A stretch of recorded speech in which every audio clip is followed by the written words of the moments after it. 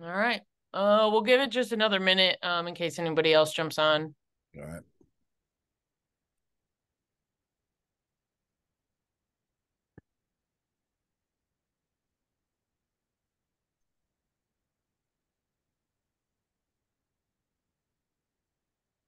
Okay.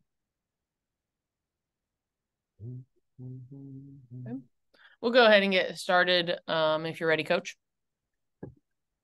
Yeah, great to see everybody. I'm going to go through a little bit about what I've been personally going through over the past few weeks, and then we'll talk about the team. I think it's important to know that my wife, Janetta, has a very strong presence in our program.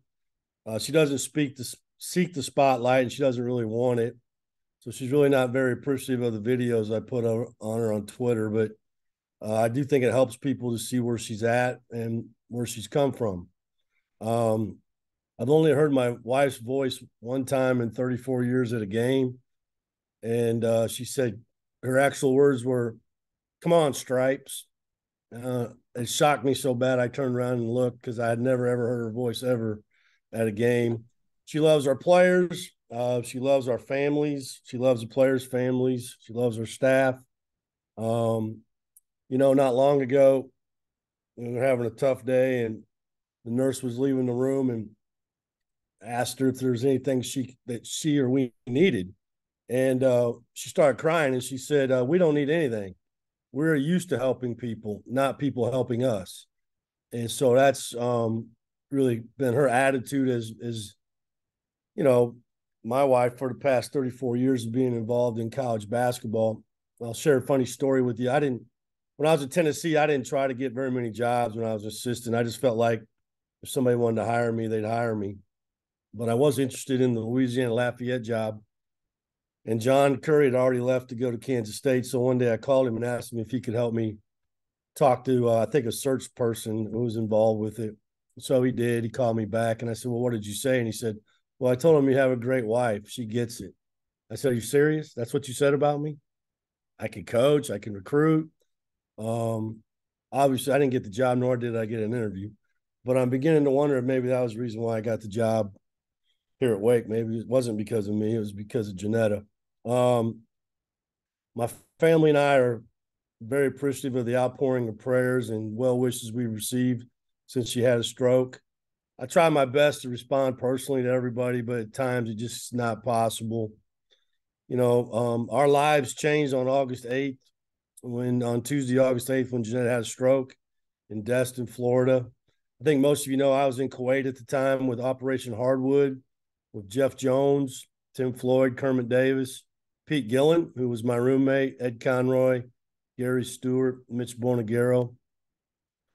Fortunately, my children, Elizabeth, Christopher, and Jonathan, were with Janetta when the stroke occurred, and they immediately got her to the hospital. She goes down there a lot by herself, and I have a bad feeling that if she'd been by herself, she might have just went back to bed. They took really good care of her. I know it was a very traumatic experience for all of them. Elizabeth called me at 11 p.m. Kuwait time on the 8th. I first ignored her call because I thought maybe she butt dialed me because I'm all the way over there in Kuwait, and I just didn't expect a phone call. But when I picked up, she was really upset. She told me that Janetta was in the hospital and was being transported to Pensacola, maybe for a potential stroke. I stayed on the phone with my children during the night just to make sure they got to the hospital in Pensacola. Elizabeth called me on the 9th and confirmed that she'd had a stroke. In fact, she had multiple strokes. I immediately contacted the people with Operation Harwood, Rick Kell, Tom Capel, Scott, Chief Deerda. Those guys are really good people to get me back as fast as they could to see my wife and my kids. I left Kuwait City at 1:45 in the morning. I flew to Frankfurt, Germany. I don't know, that was about 5 or 6 hours. Had a 4 hour layover, flew 8 hours to Dulles. Went through customs, got my bag, went to private airport. Thanks to Mitch Shaw and John Curry, I flew private from DC to Pensacola. So I got to Pensacola about 7 p.m., whatever day that was. I still to this day couldn't tell you. Um, when I got in there, I really wasn't prepared for what I saw. You know, it really broke my heart. She was in tough. She was in a really, really tough place. I want to thank South Walton EMT, Ascension Sacred Heart Hospital, Pensacola, doctors, nurses, Wake Forest for helping me get through that time. After 10 days in Pensacola, I made the decision to move Jeanette to the Shepherd Center in Atlanta, Georgia. It's one of the best catastrophic hospitals in the country. The doctors, nurses, and therapists there are phenomenal. I've stayed at the Shepherd Center for 12 of the first 13 days before returning to Wake Forest for official visits this past weekend. Janetta has a tremendous attitude, desire to get better, and she's making, incremental progress every day. Her release date is 9/22. My schedule, we're currently practicing for an hour and 20 minutes on Monday, Wednesday, and Friday, 4 hours a week. I've worked it out, my schedule, where I can be with Janetta in Atlanta and with our team up until that time of 9/22/23. Regular practice starts on 9/25, where we can go 20 hours a week. Basically, we get 30 practices in 42 days before our first game. So I'll fly to Atlanta on Monday nights after practice, and I'll fly back to Winston on Friday so I can be at the Friday practice. My children will be with my wife on the weekends. I have the very best staff in the country, so we're built for this. I believe this plan gives me the best chance to be a husband, father, caregiver, head men's basketball coach, and mentor to my players. We have a great group of young men, very mature group of young men. We've had very few distractions on and off the court. For the most part, they do what they're supposed to do when they're supposed to do it. They take care of their business on and off the court. We had 8 weeks of practice in the summer, 24 practices that were very productive. We had great energy, great fight. They fought through adversity. They encouraged each other. We had really good chemistry. I thought the Chris Paul family clubhouse really helped with that. After practice, we played pool, ping pong, video games against the coaching staff after every practice in the summer while they were before and after they ate. They came over and had movie night at my house a couple nights. Their choice of movies, not very good. And then Andrew Carr ran trivia night one night at my house as well. Player rankings, I let the coaches rank them. I let the players rank them. And then I did the overall. Hunter Salas was first for the summer. Efton Reed 2, Andrew Carr 3, Cam Hildreth 4. There's kind of separation between 4 and then 5 through 9 and 10 through 12. But Salas, Reed, Carr, Hildreth, and Marsh probably were in the top 5. The player rankings for the coaches was Salas, Carr, Hildreth, Reed, Marsh. The player rankings for the players was Salas, Reed, Carr, Hildreth, Marsh. Scoring, Hunter Salas led us in scoring by a pretty fair margin. Andrew Carr was second. And then there was 4 guys pretty bunched up with that tied or was 2 points apart were Ituka, Marsh, Hildreth, Fredrickson. And so that's kind of less of scoring. Salas, Carr, Ituka, Marsh, Hildreth, and Parker. Field goal percentage, shockingly, Matt Marsh led us at 71%. He also shot 50% from 3. Salas was second at 58, Carr 56, Miller 52, Hildreth 50, and Sanka 50. Effective field goal percentage, Marsh was 74, Salas was 67, Carr 65, Parker at 65, Abramo at 59, Boopy at 57, Cam 56, I took at 53. Parker made the most threes. Aaron Clark, Hunter Salas, and Andrew Carr all tied for second. And Keller and Sanka were right behind them. 3-point field goal percentage. Carr was first, 45%. Well, he tied with Parker at 45%. Abramo shot 43, Boopy 41, and Hunter 40. Efton Reed was the leading rebounder by far, almost by double. Had a Marsh, Ituka, Marion. And Marion came in, missed 2 or 3 weeks before he got here. and finished in the top 5 in rebounding. Assist, Boopy had the most with 34. Hunter had 27, Hilda 26, and Clark and Abramo right behind him. In the weight room, Matt Marsh was first. Mike Starkey called him a beast, but he slimmed down. He leaned out. I think since the season he's down 12 pounds.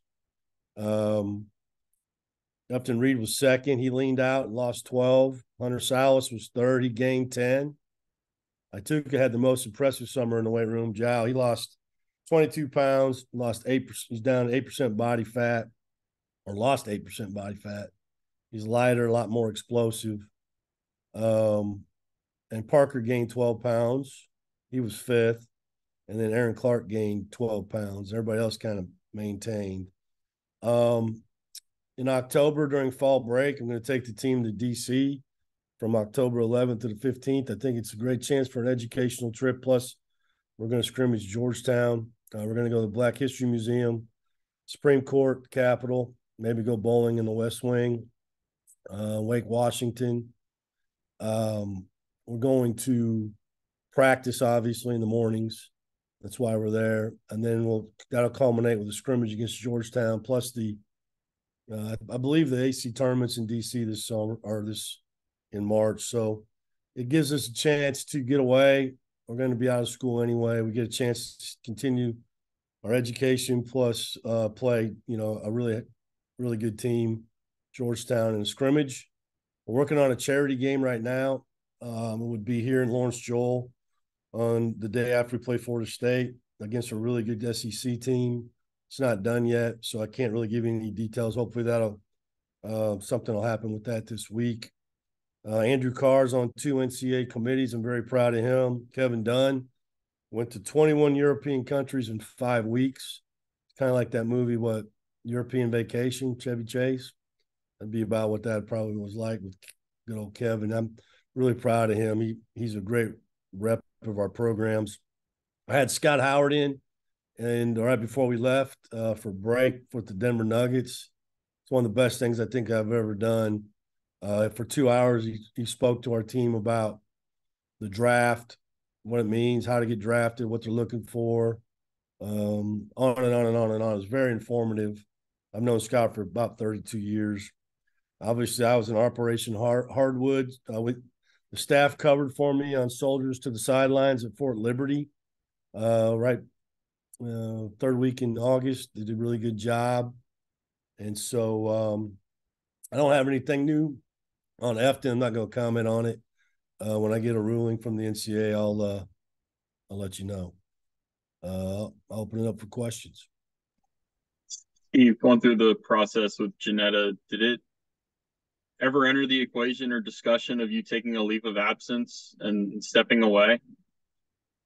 No. John Curry, he's the best. He flew to Pensacola on that Saturday. I got there on Thursday, I believe. He was there on Saturday. We sat and visited for a long time, and I had kind of formulated a plan in my mind. I wasn't sure if it was going to work because I didn't know what was going. I had no idea where this was headed, but first of all, Wake has stood behind me the entire time, and they've given me the space that I've needed to do what I have to do. But as far as stepping away, no. First of all, I don't think that's what my wife would want. I don't think that would help her recover. I think she needs me to be doing what I'm doing. And so we just had to work it out, a plan. When it happened, we weren't in school. And so I was able to, be with her the entire time.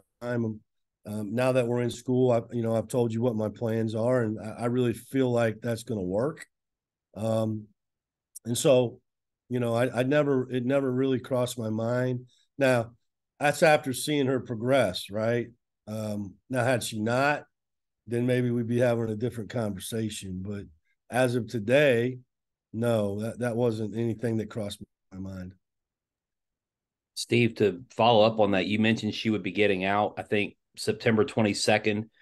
Do you have an idea of what happens after that when she comes home, or is it kind of dependent on the progress she continues to make up to that point? Kind of both. I know she does, I said something the other day, I think something about 24-hour care. She doesn't need 24-hour medical care right now. She just needs, somebody to be with her, and so each day she's getting better. She's bound and determined to walk home. Will she? I hope, but if not, she'll have a wheelchair. You know, I'm not very handy, guys. I know that's shocking to you, but I have to go and measure all my doors today and in the house and height of the bed and the bathroom and some of those things in our house. But I don't know exactly what that looks like. I do think that it's a lot of it I can do because guys, I'm right across the street. You guys know this. You can almost walk to my house, as quick as you can walk to the Shaw. And so I do feel like there's a lot I can do from home during the day, and players can still come visit with me, meet with me. We'll see how it goes. When practice, when I have to go to practice, we'll see. Maybe she can come with me. Maybe we'll have to have home health care come in. And then when we start traveling, that's a whole different deal. My daughter works at East Tennessee State. Obviously, the AD and I are very close. He hired me. He would allow her to go remote if she needs to in her job. And so we'll figure that out as we go. But, I'm encouraged that she's encouraged to continue to get better and better and better. And, we'll see where that is on September 22nd. I don't really know where that'll be at that point.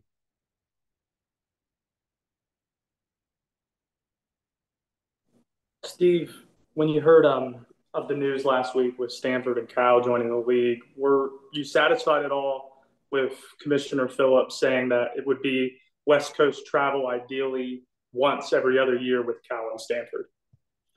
Yeah, Josh, travel's not something that really ever fazed me. You got to remember, when I was at Louisiana Tech, we were in the league of Hawaii, okay, and we didn't fly private, we fly commercial. And so, and then San Jose was a travel partner. So on Thursday night, when you played in Honolulu and you got a really, really fair whistle, you had to run after the game you had to sprint to the airport to catch the red eye to get to San Jose so you could have a little time to practice, because they made you play at noon on Saturday. Then you had to stay there all day.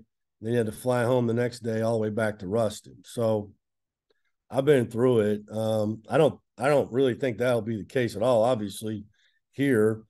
I do think we'll have to study travel. I don't think going out's ever a problem. I think it's the coming back from west to east. I think the NBA has a rule: if you can't be in your bed by 2 a.m., then they wait. So possibly I would think if whenever we do go out there, it would be, we'd play the game and probably spend the night, not try to come back, just depending on what the schedule is and what the class schedule is. But listen, conference realignment it's a new thing for everybody. And it's obviously there's strength in numbers. And to have 18 teams in our league gives us the opportunity to continue to compete at the highest level. The highest level that there is in college basketball is the ACC, and that's all we're asking for. And so I welcome those guys. I know Jared Haas, from Stanford. I know Mark Madsen at Cal. We've seen what he can do at Utah Valley State. I've known Rob Lanier forever at SMU. I recruited his son Emory, and so I welcome him to the league. And I think Jim Phillips and John Curry and Dr. Wente for all their hard work. I know it's been a lot. And, I'm pleased with where we're at. Have you been to all three places? No, I've been to SMU. They were in the league when I was at La Tech in the WAC. I have not been to Stanford, and I have not been to Cal. I've recruited out there, but I've never been on play a game there. Steve, I should have asked this as a follow-up a minute ago, Steve. With Janetta, just to back up a minute, what's been the biggest gains maybe she has made from start to where she is now, and kind of the trajectory she's on? Well, you got to understand, the first time I saw her, she had a lot of, if you guys are familiar with what droop is in her face, I could hardly see her teeth. she couldn't smile. And so, in the first week and a half, 2 weeks, that basically went away, and, you could see her beautiful smile. She didn't lose any memory. Her speech is a little bit slower. She really enunciates her words. I don't think it's that big a deal. She's very conscientious of it. The biggest change has been getting some movement on the left side of her body. She had zero, probably for the first couple of weeks. She can now, move her foot a little bit, lift her left leg. She can move her fingers. At some point, she couldn't even move one finger. It started with her thumb. I think it was her pinky and her index. But now my children tell me this weekend she was able to kind of not actually hold a cup, but put it in her hand. And so, obviously I'm not a doctor, and I've learned a lot about strokes over the last few weeks. Not that I really ever wanted to, but obviously a lot of your brain cells die when you have a stroke, and then the other ones, you have to retrain them to take over those things that they weren't used to doing, which is the beautiful thing about the brain, is it is possible. And so it just takes time and a lot of therapy, and so I think the biggest change that I've seen is, the droop's gone, and the fact that she does have some movement now beginning on her left side of her body. Steve, how did your team, how had they responded to what's happening with you and Janetta over the last month or so? Well, they've been obviously very supportive. I stayed in contact with them during the time I was in the hospital in Pensacola and at the Shepherd Center, not just with them, but with their parents, pretty much daily. They're a very good group of guys. We have very mature players and very focused. And so they were obviously very concerned about me. Now, you got to remember, they weren't here when all this happened. They were home. And so when they got back, this is the first time ever I wasn't here in 35 years, first day of school. I was still there. Like I said, I got back Wednesday, had practice. I missed practice Wednesday, actually. I was here for Friday's practice. I'll be here today because we have a recruit coming in tomorrow. I'll be here at Wednesday's practice and then leave.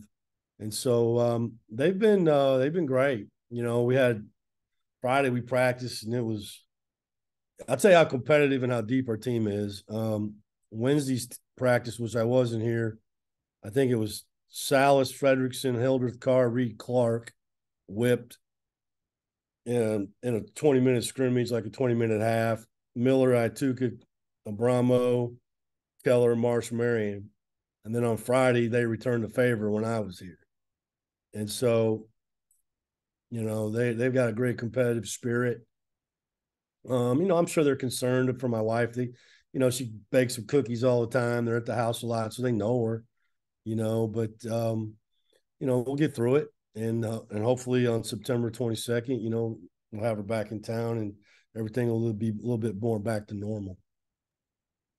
Steve, what caught you off guard pleasantly about the team during the summer? And also what's the update on Damari, since I feel like he hasn't been brought up?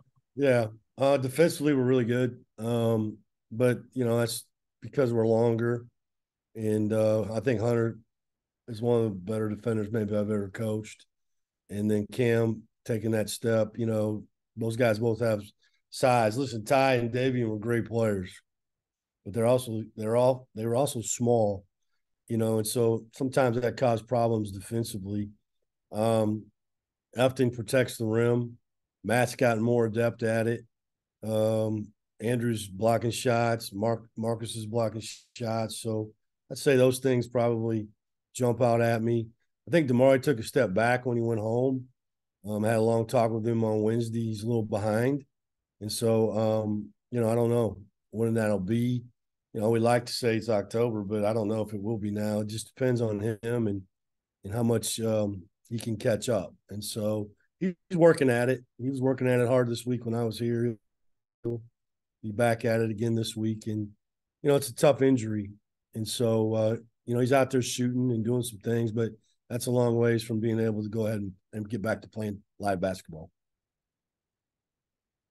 I know we're a long time away from, actual games being played, but is this a team that you can see having potentially a pretty deep rotation? A team that you can see where you've got close to double-digit playable guys? Yeah, I think it's hard to play 10, but it doesn't mean early on you don't try maybe. Except our schedule's pretty hard early, so we'll see. I'd love to be deep, but a lot of it's going to happen between now and whenever that day is we play Elon, and we'll have a scrimmage against Georgetown, hopefully a charity game here to get a look at everybody. It would be nice, to play guys, but I'm not going to play them just to play them either. You know that. And so they'll have to earn it. But from what I've seen, yes, this is the deepest team that I've had as far as there's not a huge difference in talent from 1 through 13. I think my second year, we had a really good team, but there was a pretty definite break from about 8 to the rest of the team. And last year kind of got that way too. I think this year's team's a lot deeper and longer, athletic, and very competitive. Steve, what reaction, if any, have you gotten to after the draft, your comments about Bobby Fleming and his agent? Zero. I'm not going to talk about that. That's over. Yeah, I mean, I had a lot of coaches talk to me about it, but that's a personal conversation. But what I said, and that's it. It's not going to be a lingering story. Here's the thing. I hope it works out for him. I love him. He's going to get a chance to come over here and play against 2 NBA teams in October. His NBL team is coming over here to play the Wizards and the Raptors. I hope he gets 30. I really do. I hope he gets drafted in the first round next year. That, my situation with that has nothing to do with him. And so, I hope everything works out for him. And bringing it back to Janetta real quickly, you've always said she has a better sense of humor than you do. Did she appreciate the running woman tweet that you put out as much as I'm sure you enjoyed it? I don't think so. I showed it to her. It had a lot of hits. Tried to tell her that. I think those things help, though. I think they help her, knowing that people do care about her. And I think that it helps people that want to know, fortunately have a lot of people that want to updated on what's going on, and I can't physically respond to everybody. And so I think that, I think it does help. I will say this, with the brain injury, she's become a lot more chatty. Chatty Cathy is what I call her. Her filter's a little bit less. And so I think that's something I'm going to have to adjust to. I'm getting called on the carpet a lot more than probably I have been in the past. But yeah, she that machine's unbelievable, guys. And listen, as bad as it is, it's not. From what I've seen over the last 3 weeks at the Shepherd Center, there's some serious things going on in there now, with serious brain injuries and young people, a lot of young people. And so, in some ways we're blessed, and that place is amazing. And that machine, whoever invented that thing, way beyond me, way beyond me. Thanks for doing this, by the way. Steve Hunter obviously was talented to earn the recruiting rankings he did coming out, but he didn't play much at Gonzaga. What have you seen from him in 2 to 3 months? Is it kind of a fresh start the way that you saw with, this comparison's probably going to be beat to death, but just the fresh start like Alondas and Tyree? Yeah, I mean, I think he played.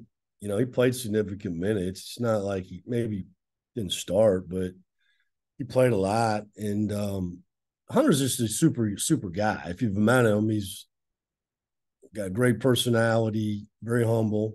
He's a hard worker, and he's extremely talented.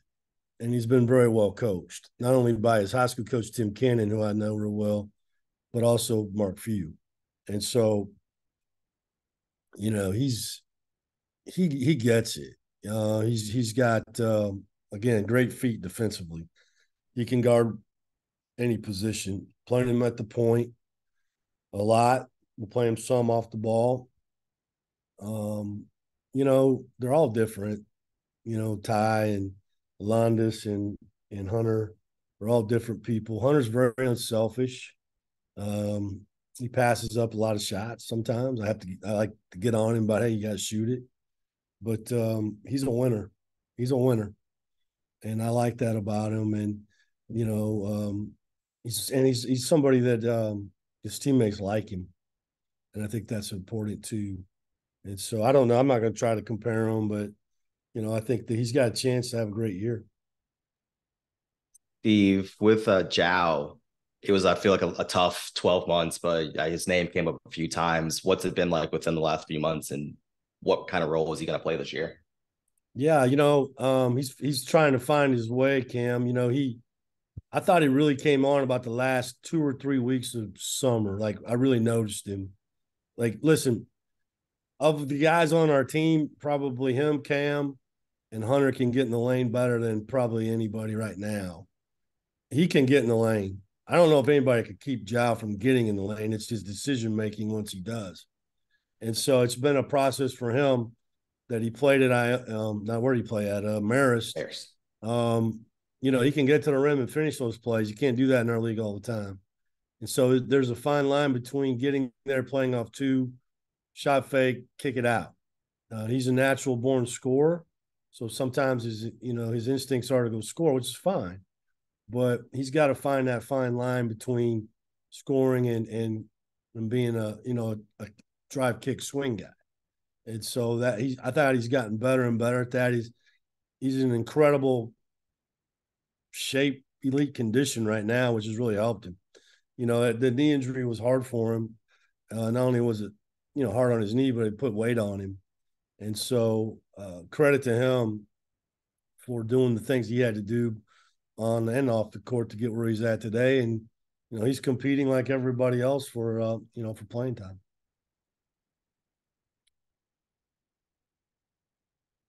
Coach, at this point, do you foresee the opportunity for freshmen like Parker and Aaron Clark to possibly see court time this year? Well, you got to throw Marcus in there too. All three of them have a legitimate shot to play, and they've proven that they can.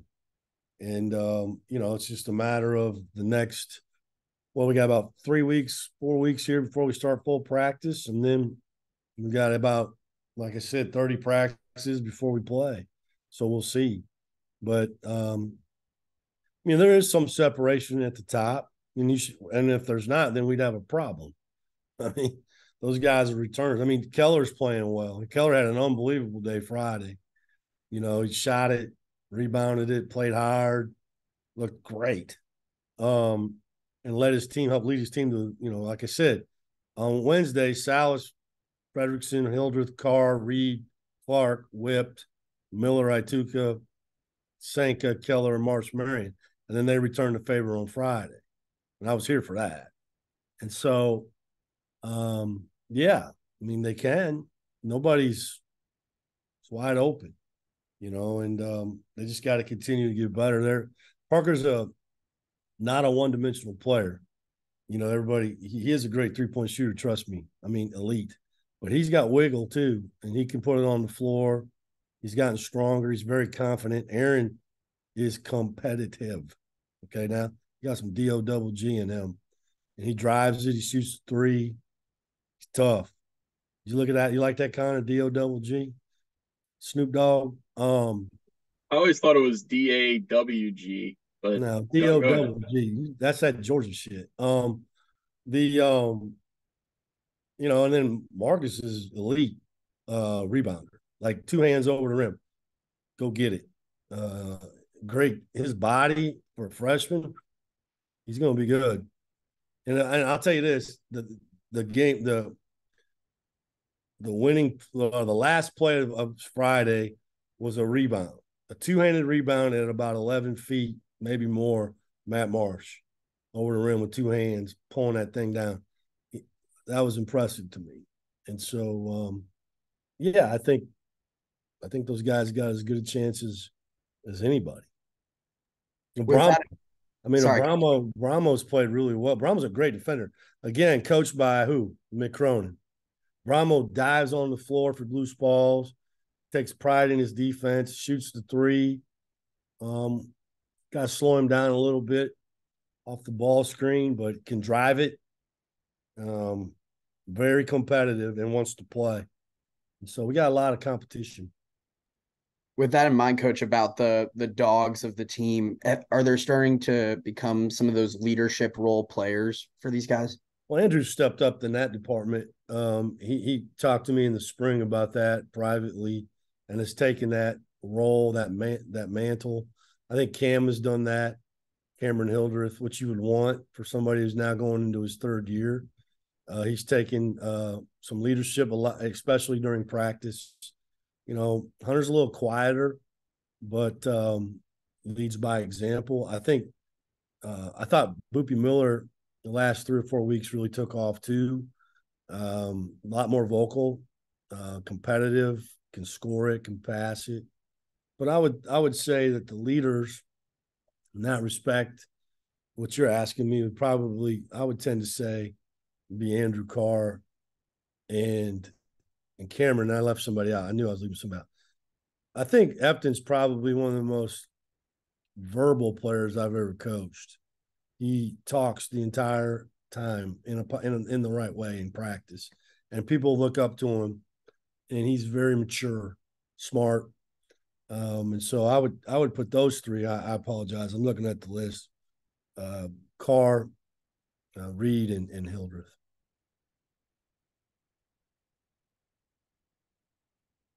No more thought-provoking questions? Come on, Les. Well, nobody? So Steve, actually, a little bit on Reed's waiver. I mean, I know you might have seen how people have a couple two-time transfers gotten denied. I think the NCAA said 18% of them have gotten approved. You know, what's kind of the plan if he doesn't get it? And also, what are your thoughts, I guess, on just the NCAA kind of cracking down now when they really haven't? I don't know if they're cracking down. I mean, I think it's case by case, and we don't know the particulars of any case except the one that we're doing. And so I'm not really that doesn't really affect me when I read that stuff because it's not his case. And so it's case by case. Some of them, we don't know. Maybe some of them weren't any good. Maybe some of them were. I don't know. I worry about his. And so I feel good about what we're doing. If he doesn't get it, I'm sure we'll appeal it. And then if we don't, then he'll sit and have 2 more years. He knows that. It's not what he wants to do, and it's not what we want because he's a heck of a player. He's a difference maker, you know. But and he is in a lot of ways, not just on the court but off the court. He's just got a special personality. I really like him, and so that's I don't get too caught up in what everybody else is doing because it's not what we're doing. Steve, just to clarify on the preseason stuff, one closed door and one exhibition, and the exhibition will be October 29th is when you're looking at? Possibly. We play closed door, and we'd like to play a charity game on the 29th. If it's not, then it'd be an exhibition. Probably would be on the 30th, not the 20th. The 29th is the date that the team that we want to play, they have agreed to play, can play. But if it's not that, then it'll be on the 30th. And I hope to know something this week.